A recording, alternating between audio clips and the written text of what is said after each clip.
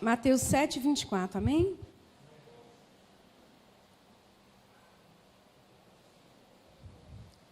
Portanto, quem ouve estas minhas palavras e as pratica, é como um homem prudente que construiu a sua casa sobre a rocha.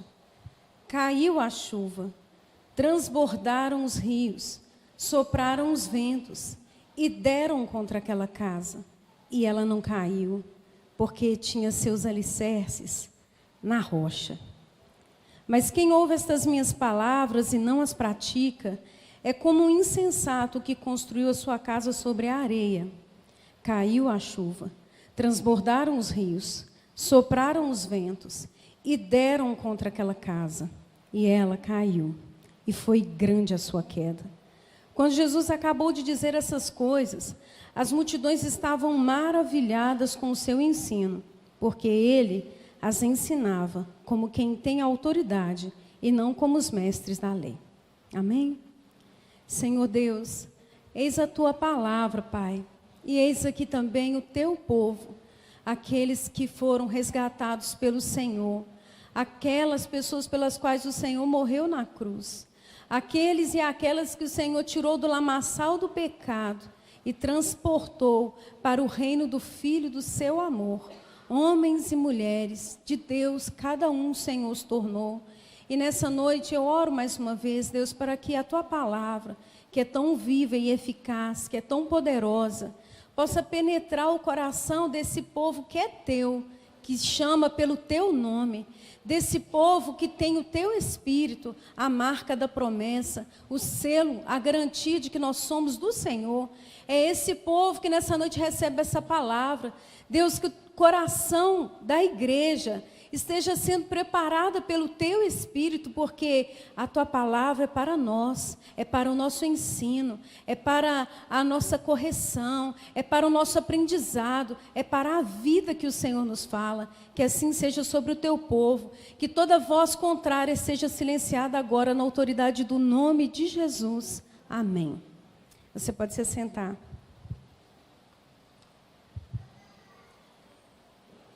Então, esse texto ele é conhecido, talvez aí na sua Bíblia, está escrito a parábola dos dois fundamentos, ou a parábola dos dois alicerces, também a parábola dos dois construtores, enfim, são vários os títulos dessa parábola que foi contada por Jesus. E ela está registrada em 2 livros bíblicos, nesse texto que nós lemos de Mateus, e ela também está em Lucas 6, de 47 a 49.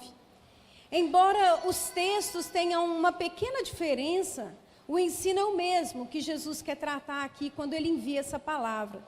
A diferença é apenas na forma como o escritor redige, porque a gente sabe que Mateus, ele está escrevendo para os judeus que moram em Israel, que vivem em Jerusalém, e Lucas, ele está escrevendo aos gregos e helenos que viviam na Ásia Menor, ali na região do Mesopotâmio. Mas, nessa noite eu prestigiei o texto de Mateus, que está enviando essa carta aos irmãos que estão ali em Israel. Mas hoje, essa palavra, ela está sendo direcionada à Igreja Batista Betel. Olha que coisa interessante. Essa palavra dita a Jesus há 2000 anos atrás, hoje, foi escolhida por Deus para ser ministrada ao nosso coração. Ou seja, é como se hoje o Senhor Jesus estivesse a falar com cada um de nós, como Ele falou com aquelas pessoas há 2000 anos atrás. O contexto histórico dessa parábola é o Sermão da Montanha, ou o Sermão da Planície. Jesus está ali no monte, ensinando aquela grande multidão, falando ali o resumo de todo o Evangelho. A gente sabe algumas partes do Sermão da Montanha. Bem-aventurados misericordiosos. Pode falar alto. Pois alcançarão misericórdia. Bem-aventurados limpos de coração, porque verão a Deus. Bem-aventurados quem tem fome e sede de justiça, porque serão saciados. Bem-aventurados sois vós, quando vos injuriarem e mentindo, disserem todo mal contra vós, exultai e alegrai quando isso acontecer, pensa. Exultem e alegram quando alguém estiver falando mal de você, quando estiver metendo a ripa. Meu Deus, que difícil. Aí ele fala, alegre-se nisso, né? Porque eles também perseguiram os profetas, eles também perseguiram, não é? Mas o Pai vosso, Ele não vai deixar nenhum de vós sem recompensa. Ou seja, são vários os ensinos que o Senhor Jesus vai tratando ali no Sermão da Montanha. Mas ao final do sermão, quando Ele está descendo, Ele se dirige à multidão. Geralmente, quando as parábolas são contadas por Jesus, Ele direciona os discípulos. Ele explica detalhadamente aos discípulos o que aquela parábola quer dizer. Ele fala para as pessoas, mas ensina para os discípulos. Mas dessa vez, ele diz essa parábola para a multidão que estava ali ouvindo ele. Ele diz tudo isso que nós lemos nessa noite. A gente sabe que a parábola é uma história curta.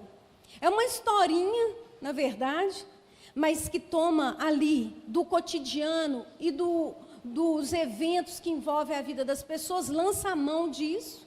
História curta, que usa eventos ou fatos do cotidiano das pessoas para transmitir uma verdade ou uma moral. Então Jesus olha para aquele povo e logo lança uma parábola para trazer uma verdade espiritual para a vida de todas aquelas pessoas que estavam ouvindo ele. Então, Jesus, ele fala nesse momento sobre algo que é do domínio deles, que é algo que todos eles sabem. Ele fala para aquelas pessoas sobre a maneira como elas constroem a casa delas. Olha que interessante, né? Depois de descer ali do monte, dando todos aqueles ensinamentos, muitas pessoas com certeza estavam sem entender aquelas palavras. Meu Deus, que coisa, né? Oferecer a outra face, andar mais uma milha, oferecer a capa, como assim? Que coisas difíceis, o que ele está falando? Mas agora ele lança a mão de algo que é do domínio deles e faz eles pensar na maneira como eles estão construindo a casa deles. Obviamente, as casas daqueles tempos bíblicos eram muito diferentes de hoje. Hoje as nossas construções são sólidas, né? Você bate aí, ó, dá um soco na parede aí, você vai ver, vai machucar, vai ficar, né, doendo. Mas as casas nos tempos bíblicos eram feitas de barro batido, eram frágeis. Os telhados eram feitos de barro, de palha. Tanto é que, pensa, a Bíblia vai contar para nós uma história de um homem que é levado até Jesus pelo telhado. E eles tiraram facilmente aquele telhado. Se fosse um dos telhados de hoje, ninguém ia pensar nessa alternativa. Falar, não, vai demorar demais, né? Só se a gente quebrar esse telhado aqui, mas vai machucar o povo. Mas não. Ali na história que está registrada em Marcos 2, as pessoas facilmente retiram um telhado e logo colocam aquele homem cara a cara com Jesus, mostrando o quê? Como que eram frágeis aquelas construções. Porém, o que a gente percebe aqui é que eram construções frágeis para aquele clima da região, mas o que era importante quando aquelas construções eram feitas era o quê? Era o alicerce. Era como aquelas casas estavam sendo fundamentadas. Então, se eram construções tão frágeis, se o clima ali era um clima tão instável, o que era tão importante para manter aquelas casas de pé? Era o alicerce. E eles sabiam da importância do alicerce. Então, é nesse momento que Jesus ele chama a atenção não mais para os dois tipos de alicerce que uma casa pode ser construída. Ele começa a chamar a atenção também sobre dois tipos de construtores que a gente tem. Então, a gente não está falando só sobre alicerces, dois tipos de alicerces. A gente está falando na parábola também sobre dois tipos de pessoas, ou sobre dois tipos de construtores. Um deles, Jesus chama ele de prudente. O outro construtor, Jesus chama ele de insensato. Ambos construíram a sua casa, todos dois. Só que um Jesus falou, esse é prudente. O outro Jesus falou, esse é insensato. Então, que tipo de construtor hoje, se Jesus estivesse lançando essa palavra a você, Em qual construtor você acredita que você se enquadraria nessa noite? Você seria tido como um prudente construtor ou como um construtor insensato? Pensa um pouquinho aí. Como que eu vou saber quem que é o construtor sensato e quem que é o insensato nessa parábola, se ambos constroem suas casas? Se ambos têm casas, todos dois têm. Quem que foi o sensato e quem que foi o insensato? Bem, a Bíblia vai dizer para nós. O sensato é o que tem trabalho. Ele trabalha. O sensato, ele tem o trabalho de escolher aonde a sua casa vai estar. O sensato, o prudente, ele tem o trabalho de olhar a terra, de retirar a terra solta, de retirar a areia. Ele tem o trabalho de cavar e cavar e cavar até que ele encontre a rocha. Ou seja, não importe o trabalho que dê, não importe o quanto ele vai cavar, enquanto ele não encontra a rocha, ele não lança o seu fundamento. Ou seja, o construtor sensato, ele é trabalhador, ele trabalha na construção da sua casa. Ele se esforça, e por isso o alicerce da sua casa encontra a rocha, e ele lança a sua casa sobre a rocha. Agora, o construtor insensato, ele não é muito de trabalho, não. O construtor insensato, ele não quer esforçar demais. O construtor insensato, ele edifica a sua casa, ele não está muito preocupado com o lugar, ele não está muito preocupado se a terra está solta, ele não está muito preocupado se ele já encontrou a rocha, ele não considera as condições climáticas que fazem com que essa pessoa pense na importância do alicerce da casa. Não, ele não está preocupado com o que vai acontecer amanhã, ele está olhando para o sol, e está um sol lindo e maravilhoso, e ele vai construir rapidamente essa casa. Para que perder tempo com alguma coisa que ainda nem aconteceu? Para que pensar na tempestade se o sol está raiando? Certamente só dará sol. Ele não está preocupado.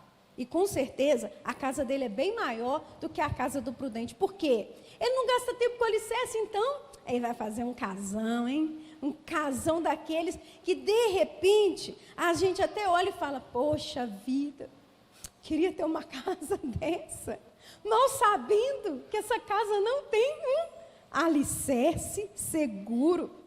A mensagem da parábola é simples, irmãos, é óbvia.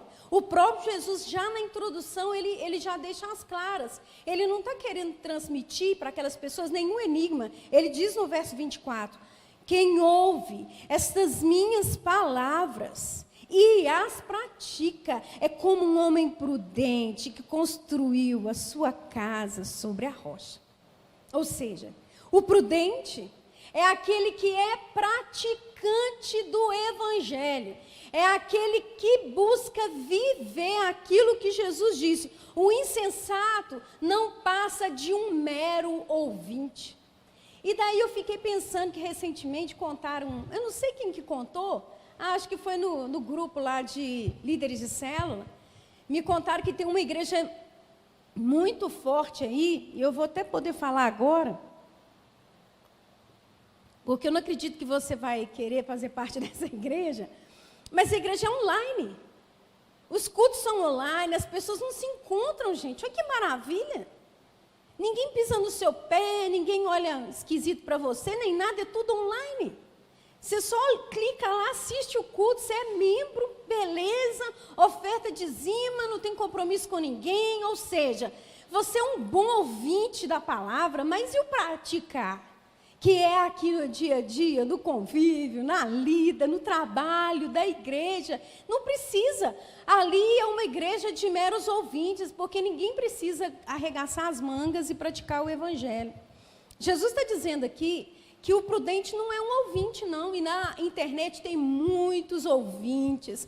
Quantos ouvintes, quantos seguidores de pastores que têm uma eloquência maravilhosa, que ensinam muito bem, mas quantos seguidores que não passam de meros ouvintes do evangelho, porque afinal de contas não se exige nada da vida deles. Mas o que Jesus está dizendo no evangelho aqui é muito diferente. Ele está dizendo assim que o que é prudente é quem ouve e pratica a palavra. Ele não está querendo saber o quanto você sabe de Bíblia. Pelo contrário, se o pouquinho que você sabe, você pratica, está, ó, nota 10, você é bem prudente. Mas se você sabe muito, mas não pratica, você é insensato. É isso que a parábola está dizendo.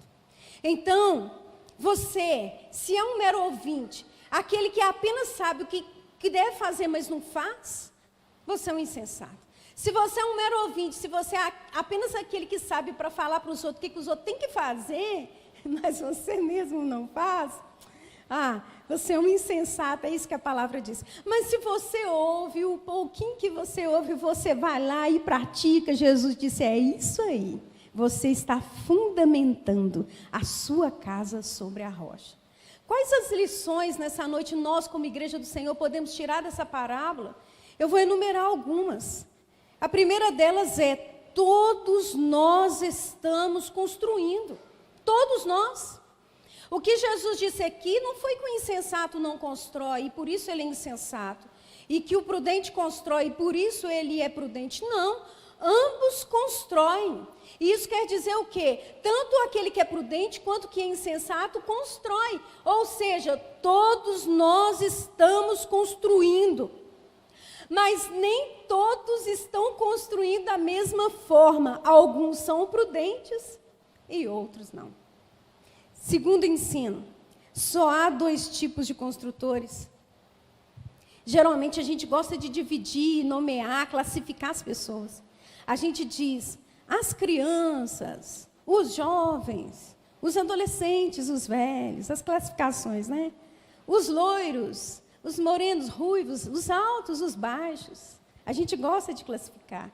Os solteiros, os pais, as mães, os que moram perto, os que moram longe, não é assim? Mas Jesus aqui só coloca 2, os prudentes e os insensatos, ou seja, todos nós estamos nessas 2 categorias. Não tem terceira opção. Não tem aquele que está no meio termo, sabe? Tipo assim, eu não sou insensato, mas também não sou prudente. Eu estou aqui, sabe, no meio termo. Não tem. Jesus só falou 2. Ou você é prudente, ou você é insensato. Não tem terceira via, não tem terceira opção. Não tem metade, porque no céu não se conta metade. Ou é ou não é, ou é tudo ou é nada, ou é na rocha ou é fora dela, ou é prudente ou é imprudente. Esse é o segundo ensino. O terceiro ensino que nós podemos aprender nessa parábola é que as diferenças das casas, elas não são vistas assim, rapidamente. Como que você vai nessa noite classificar uma casa aqui que está sendo construída como uma casa do prudente e do insensato, se ambas parecem iguais? Nós não sabemos fazer essa distinção. Quando a gente olha, a gente pode até julgar pela aparência. Nó, que casão! Só pode ser prudente uma pessoa que construiu uma casa dessa. Um tempo atrás eu vi uma reportagem, eu achei tão engraçado, de um homem que ele tinha construído a casa dele, mas ele só preocupou com o muro. O muro, ele é lindo. Era um muro, assim, espetacular. Quando você olhava o muro da casa, dava vontade de entrar. Mas quando você entrava na casa, a casa era um horror, era horrível. Aquele homem estava transmitindo uma mensagem falsa, porque todo mundo passava pela rua e imaginava que o que estava dentro era semelhante àquilo que estava fora, mas era uma baita de uma mentira. Era pura aparência, era só um belo muro. Ou seja, a gente é muito facilmente enganado se a gente pensar que a distinção é feita a olho nu. É bonito, canta bem, dá glória a Deus altão, ora que é uma beleza, expulsa demônio, esse daí é prudente, Pois Jesus, quando desceu do monte, antes de falar essa parábola, a primeira coisa que ele disse foi o seguinte: naquele dia alguns vão dizer, Senhor, Senhor, eu não conheço vocês, quem vocês são? Isso foi o que ele disse antes de contar essa parábola. Ou seja, a distinção entre prudente e prudente não é feita da maneira como a gente pensa, mas a parábola fala como que a distinção aparece. A diferença aparece, sabe quando? É na tempestade. É na hora da tempestade. Nós cantamos uma canção aqui falando sobre um dia difícil, né? Sobre o choro dura uma noite, mas alegria. Porque, irmãos, olha, quem é o construtor prudente e insensato entre nós? Levanta a mão. Quem que é o prudente? Quem que é o insensato? Se você olhar aí para o seu irmão, você vai falar, esse irmão é prudente, assim, você pode falar do que você acha. Mas quem sabe é só Deus, como está a nossa edificação. Quem sabe como está a construção da nossa vida é só o Senhor, só Ele. Mas a parábola diz que a diferença aparece na tempestade. Então, enquanto a chuva não cai, enquanto o vento não sopra forte, não é ventinho não, é ventão. Enquanto eu estava lendo essa parábola, até lembrei do lobo mau. Pensei assim, será que eles pensaram nessa história, quando contaram a história do lobo mau? Que o lobo mau soprou, né? E um fez a casinha de palha, o outro fez de madeira, o outro fez de tijolos. Ele acertou, o lobo mau não comeu. Mas olha só, enquanto a tempestade não vem, enquanto a chuva não cai, enquanto o vento não sopra forte, enquanto a correnteza não vem ao encontro daquela casa, ambas parecem idênticas, não tem diferença nenhuma. Enquanto o sol está brilhando, o trabalho do construtor insensato parece tão bom quanto o trabalho do construtor prudente. Sabe o Salmo 73? É o Salmo de Asaf. É quando ele olha lá e fala assim, Deus, eu não sei. A prosperidade dos ímpios me intriga, Senhor. Eu estou aqui pagando preço, cavando esse buraco fundo para alicerçar a minha vida, a minha casa na rocha. Estou aqui dando um trabalho e ainda não estou gozando de nada dessa casa. Eu estou vendo o ímpio lá, olha, não gasta nada fazendo a casa dele. Só está ali, olha, aproveitando. Ele olha para o vizinho e vê, a grama dele é melhor, a mulher dele é mais bonita, os filhos dele, olha só, o filho dele, eu criei o meu menino na igreja, e olha só o que está acontecendo com o meu menino. E o menino dele é melhor que o meu Deus, o que está acontecendo? Até que ele diz que entra no santuário. Tudo isso você fica pensando na cabecinha dele, quando ele está avaliando a vida com os olhos dele. Quando ele está pensando na vida dele, na vida dos outros, na perspectiva dele. Mas a Bíblia diz que tudo muda quando ele entra no santuário. A perspectiva muda, a ótica muda. E ele disse, então quando eu entrei no santuário, aí eu entendi, o fim deles é diferente.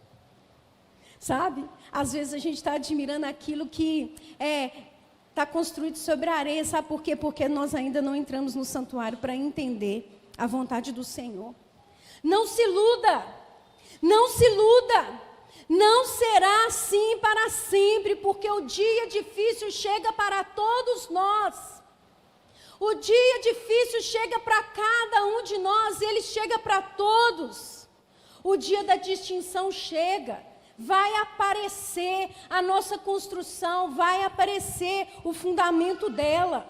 Sabe por quê? Um dia o sol escurece, um dia a própria parábola conta, a tempestade acontece, um dia as chuvas transbordam os rios, um dia as duas casas são postas à prova, um dia tanto a casa do prudente quanto a casa do insensato será provada.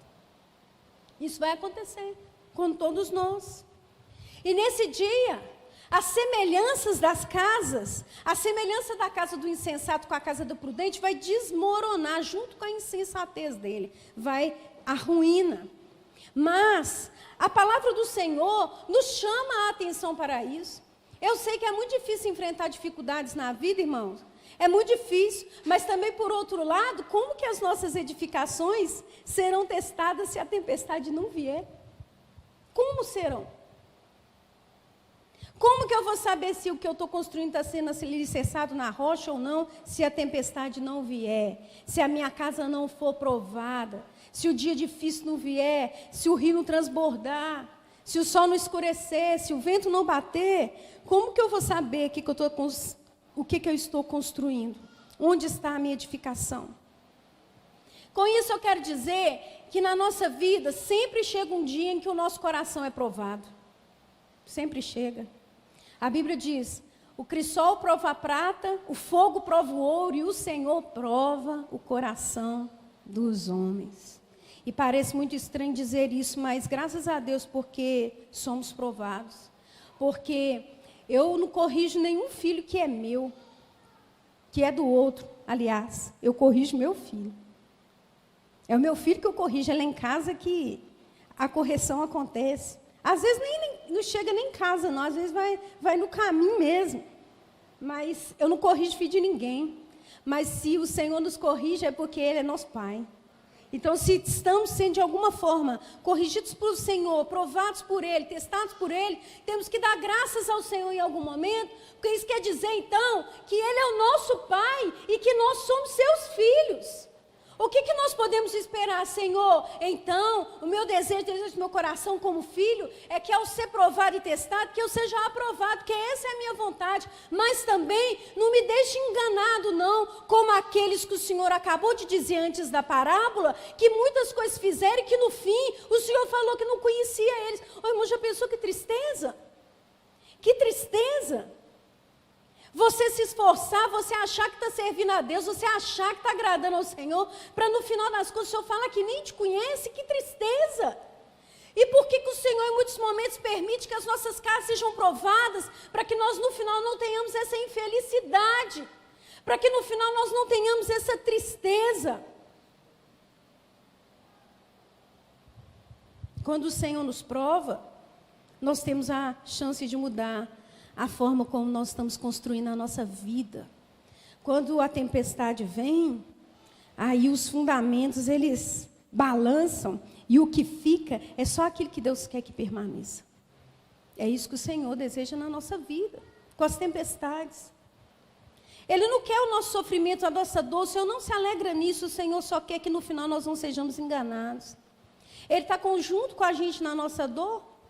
Ele nos traz alívio, Ele nos dá palavra, Ele está o tempo inteiro do nosso lado falando que não é para parar, que é para continuar, que está acabando, que teve data para chegar à luta, mas vai ter data para ir embora, que é só um período, é um intervalo, é necessário para chegar no outro lugar, mas nós nunca vamos estar sozinhos. A promessa é que Ele está no vale conosco, Ele entra na fornalha, Ele já mostrou isso. Ele entra na fornalha, Ele é o quarto homem, Ele não vira as costas quando nós mais precisamos da sua ajuda, muito pelo contrário, o nosso clamor sobe como um grito de socorro diante da presença dEle. Ele jamais nos enviará algo para nos abater e fazer a gente morrer no caminho, muito pelo contrário, Ele vai trazer algo para que a nossa vida nunca seja um engano, mas seja de verdade em verdade diante da presença do Senhor. E no dia da tristeza, como diz a canção, quando a tempestade vem, quando a tempestade vem, tudo se transforma. E eu corro para o esconderijo do Altíssimo.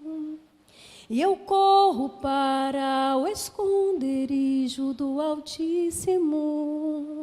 É ali que derramo minhas lágrimas.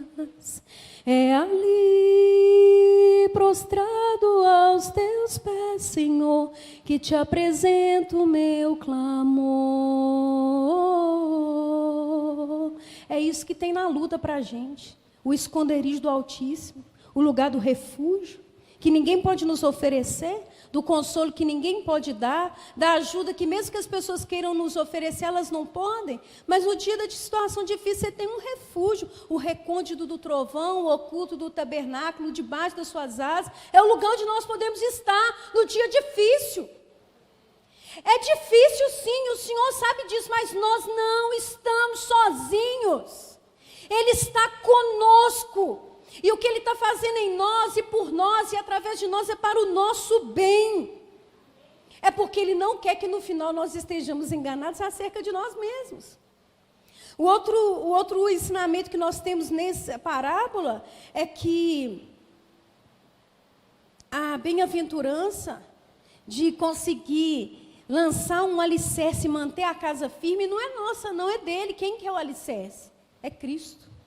Então, se a tempestade vem, olha, recentemente, quantas enchentes a gente viu aí na televisão mostrando, não é? É um cenário triste, não é? Ver os rios inundando tudo, destruindo tudo, e o que sobra no final? Vocês já perceberam que às vezes tem casas que sobram? Caiu uma avalanche de coisas, às vezes tem uma, duas casas que elas sobraram. Isso sou eu e você no dia da tempestade.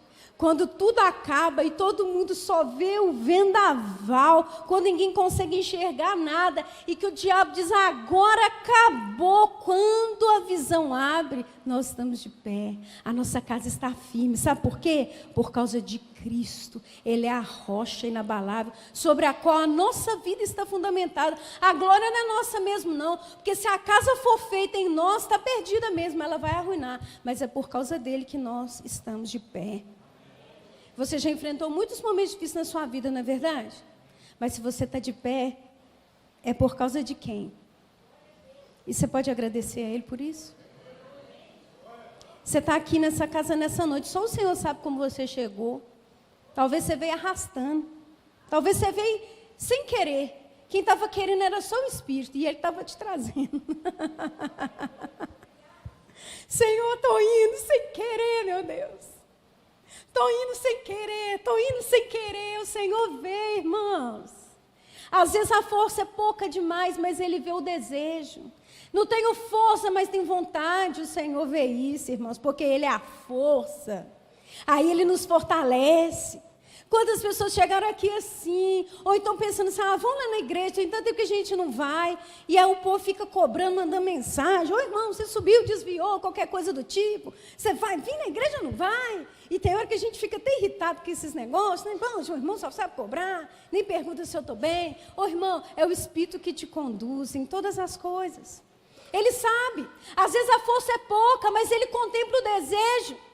Quantos de nós já passamos momentos difíceis na vida ou estamos passando? Mas olha, Deus permite esses momentos para o nosso bem. Ele vai extrair o melhor de nós, algo de bom da nossa vida, vai sair uma pérola desse momento difícil da nossa vida. E Ele vai fazer isso para a glória do nome dEle em nós. Quando eu olho para esse texto e fico pensando nas nossas famílias, eu fico pensando que também tem modelos de família aqui nessa parábola. Tem um modelo de família.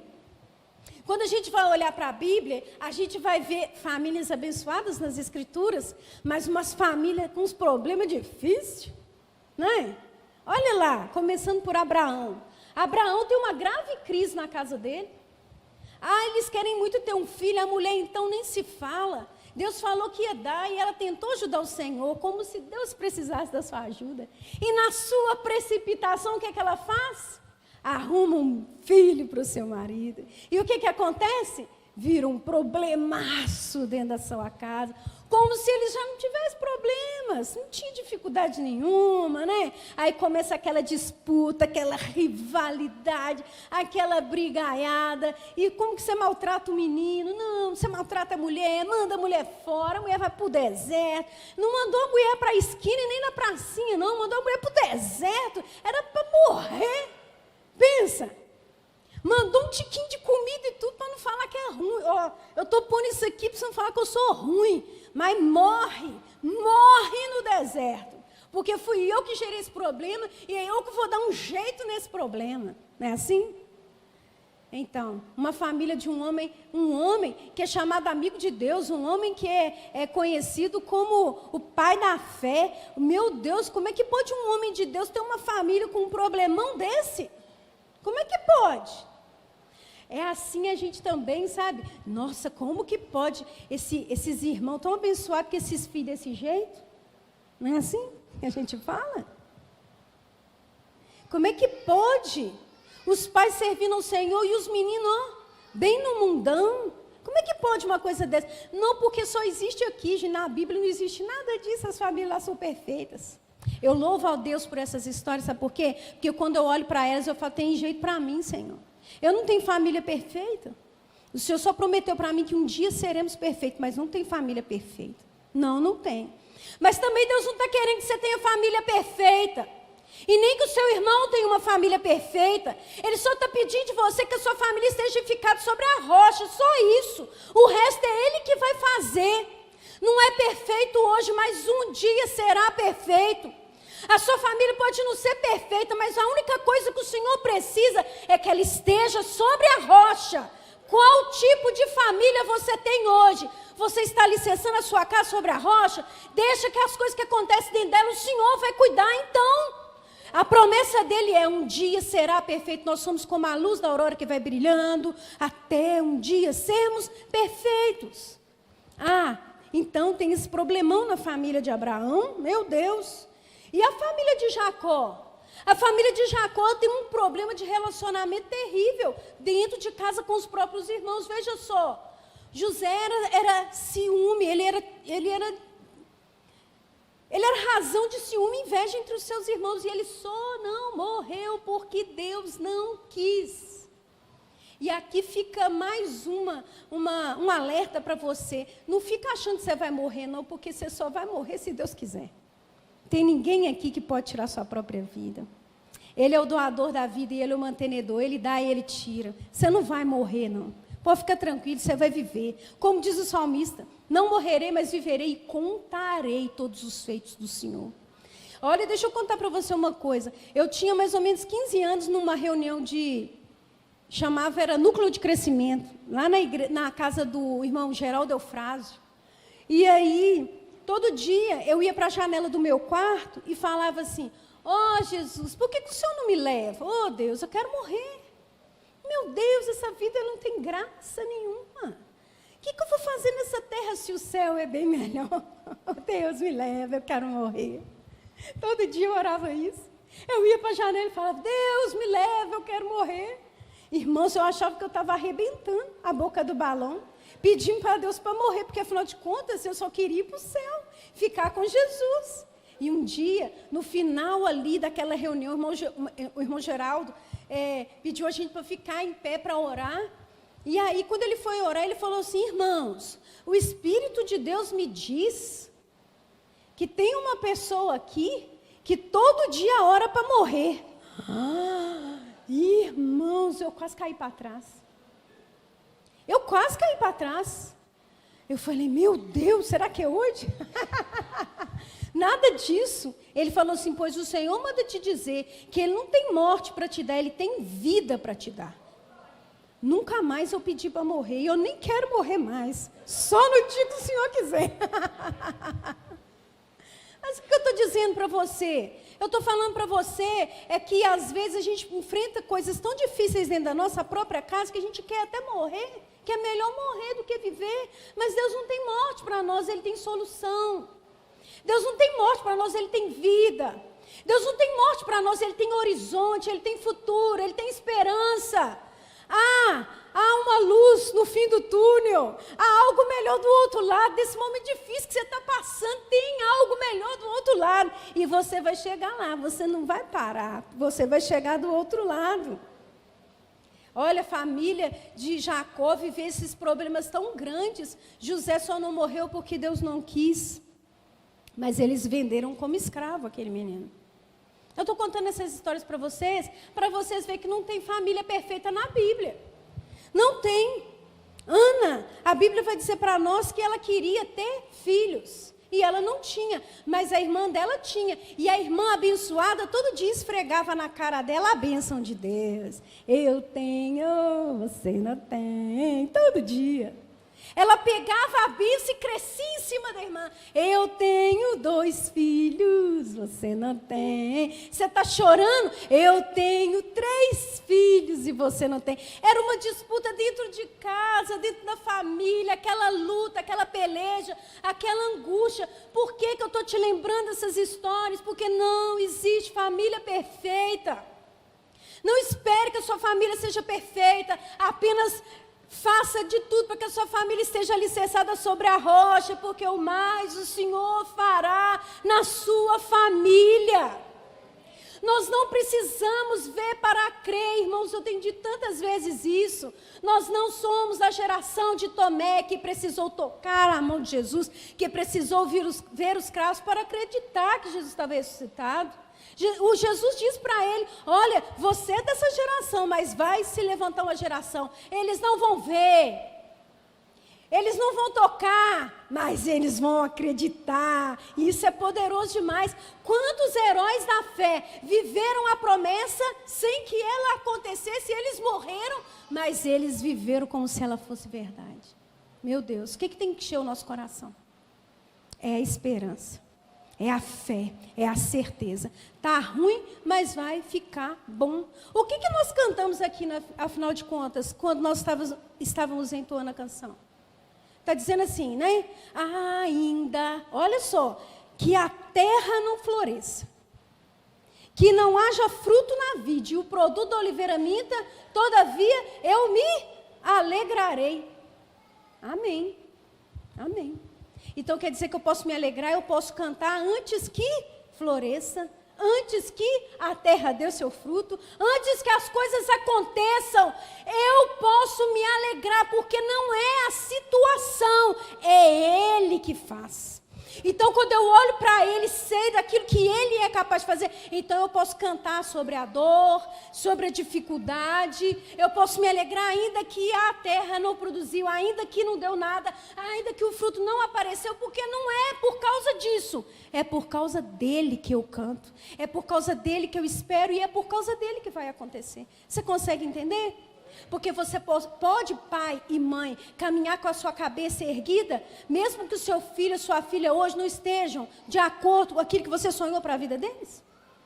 Porque você caminha pela fé. Porque você não é da geração de Tomé que precisa ver seu filho na igreja e falar, agora sim, eu me alegrarei. Não! Você pode viver aqui, pode até separar seu lugar no banco para ele na hora de sentar. Ó, irmão, essa irmã está sentando aqui, Senhor, mas esse aqui é do meu filho, esse aqui é do outro, e no dia que eles chegarem, eles vão ter que arredar. Você já pode ministrar. Irmãos, nós precisamos encher nosso coração de fé. Isso aqui é fé. Porque se você precisa ver para acreditar, isso não é fé. Isso não é fé. Pai e mãe sempre caminham com dois sentimentos muito perto do coração. Ou é culpa ou é medo. Ou você está com medo de que alguma coisa aconteça com o seu filho, ou você está culpado, porque foi você mesmo que causou alguma coisa no seu filho.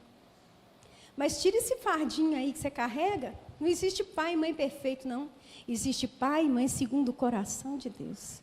É isso que você precisa ser.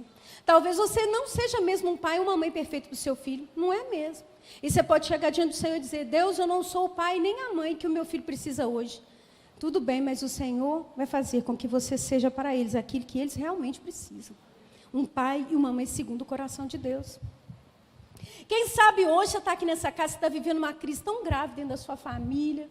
Está escondido nesse seu sorriso aí, olha. Porque você não vai sair falando para todo mundo. E nem deve realmente. Pode ir para o oculto do trovão, lá no recôndito do trovão, no oculto tabernáculo, debaixo das asas do Altíssimo. Vai para lá. Lá você grita, chora, berra, sabe? Tem hora que eu quero berrar, eu pego uma toalha e eu berro na toalha. Você tem que buscar suas alternativas.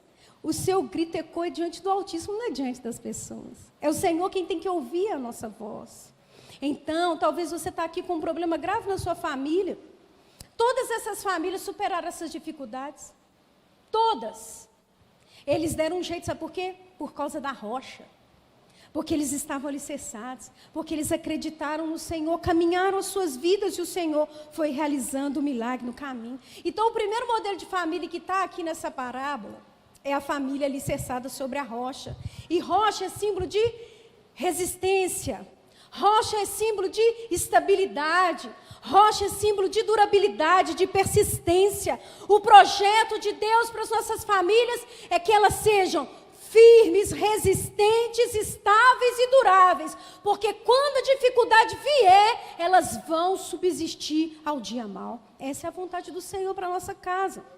Essas qualidades que a sua família precisa ter, você pode dizer, Senhor, minha família, eu quero essas qualidades para a minha casa. Firmeza, constância e estabilidade, porque eu estou lançando fundamentos para a minha família, para a minha casa.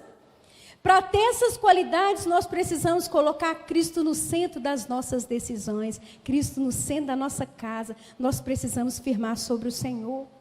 Nós precisamos colocar o Senhor como a base para a solução dos nossos conflitos e das nossas crises.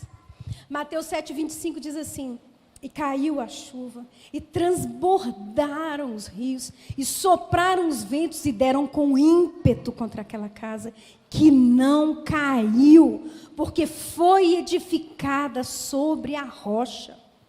Ao ser exposta pelo vento, tempestade e enchente, a casa continua firme. Assim é a família no projeto de Deus. Assim é a minha e a sua família no projeto do Senhor. Podemos ter momentos de crise? Sim. Podemos enfrentar momentos de angústia? Sim. Podemos ter dor? Sim. Mas ficará firme, inabalável, porque é o Senhor que está no comando da minha família.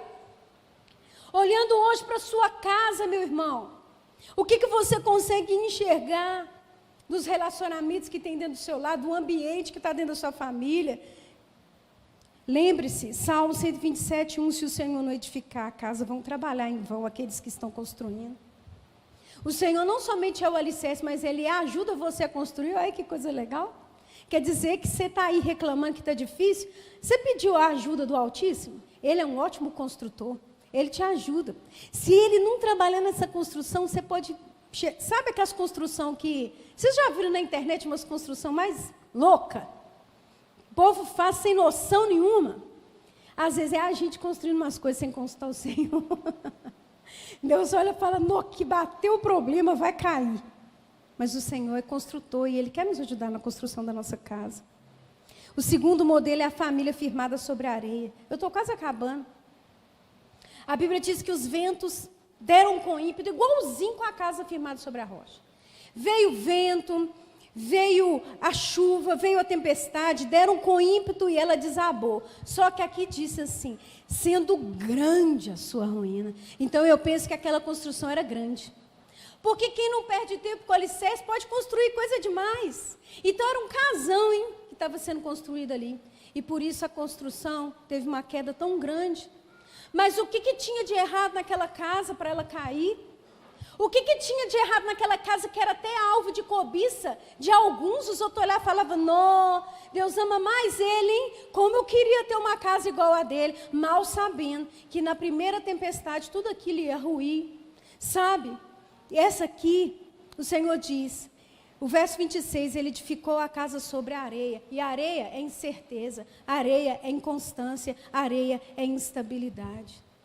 A família que está fundamentada sobre a areia é uma família que falta Deus na base, que falta Deus no alicerce. Se falta Deus, falta o quê? Tudo. Se falta Deus, tem tudo, falta perdão, falta comunhão, falta tudo, irmãos. Pode ter um monte de coisas, mas falta o essencial para que aquilo ali seja aproveitado com alegria. Mas hoje, o Senhor, Ele quer que nós venhamos refletir sobre a nossa vida. Quem sabe nessa noite é dia de mudança para você? É um dia de reviravolta. Quem sabe você está passando um tempo difícil aí, está caindo muitas coisas. Mas o Senhor, Ele está dizendo para você que a casa tem que estar fundamentada sobre a rocha. E essa rocha é Jesus, né, Fernanda? O que a gente aprende com essa parábola para terminar? Jesus diz assim no verso 28 e 29. Quando Jesus acabou de dizer essas coisas, as multidões estavam maravilhadas com o seu ensino, porque ele as ensinava como quem tem autoridade, não como os mestres da lei. Outra versão diz assim, quando Jesus concluiu seu discurso, a multidão aplaudiu. Eles nunca tinham ouvido um ensino assim. Era óbvio que ele vivia o que pregava, em contraste com os líderes religiosos do povo. Foi a melhor aula que eles tinham ouvido. Olha só, todo mundo reconhece. Todo mundo reconhece quando alguém vive e quando alguém é um mero repetidor das palavras de Jesus. Eles viram que Jesus tinha o quê? A autoridade para dizer o que ele dizia. Porque os mestres da lei falavam muita coisa, ensinavam muita coisa, mas eles só repetiam, sabe? Eles não viviam. Eles não tinham autoridade para falar, mas Jesus, ele falava como quem tinha autoridade. Muitas vezes, as situações difíceis que nós enfrentamos é só para nos dar a autoridade de vida.